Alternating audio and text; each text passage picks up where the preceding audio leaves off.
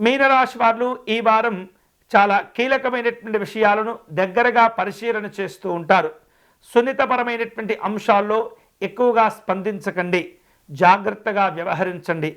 మీ వలన ఇతరులకు ఇబ్బందులు కలగకుండా ఎప్పటికప్పుడు అన్ని రకాల జాగ్రత్తలు తీసుకుంటూ ఉండాలి. వ్యాపారాలను విస్తరింపచేసే ప్రయత్నాలు చేస్తుంటారు. చిన్న చిన్న విషయాలకే ఎక్కువగా భావోద్వేగంతో స్పందించే ఇబ్బందులు కనిపిస్తూ ఉన్నాయి. కొంతమంది మిమ్మల్ని అపార్థం చేసుకునే సందర్భాలు కూడా ఉంటూ ఉంటాయి. కీలకమైనటువంటి విషయాల్లో ఆచితూచి వ్యవహరించండి. ఎటువంటి పరిస్థితుల్లో కూడా ఈ వారం ఏ పని చేపట్టినా సరే తొందరపడకూడదు. అలాగే ఎక్కువ సమయం మానసికంగా ధ్యానం చేసుకునేందుకు ఉపయోగించుకుంటూ ఉండండి. ఒత్తిడితో కూడుకున్నటువంటి కార్యక్రమాలను తగ్గించుకోవాలి. కష్టపడి సంపాదించినటువంటి ధనం మీకు ఈ వారం ఉపయోగపడుతుంది. రాజకీయపరమైనటువంటి కార్యక్రమాల్లో ఆచితూచి వ్యవహరించండి. ప్రయాణాలు కలిసి వస్తాయి.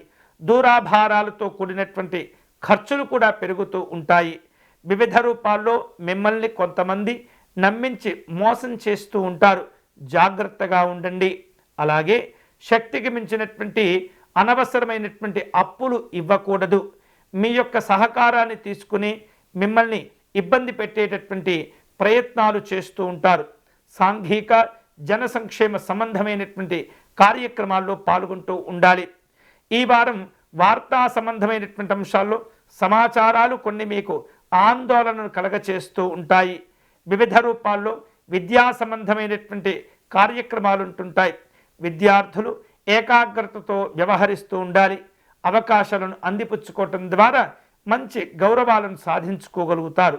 మీనరాశి వారు ఈ వారం శుభకరమైనటువంటి ఫలితాలను పొందేందుకై కాలభైరవ స్వామి వారిని పూజించాలి.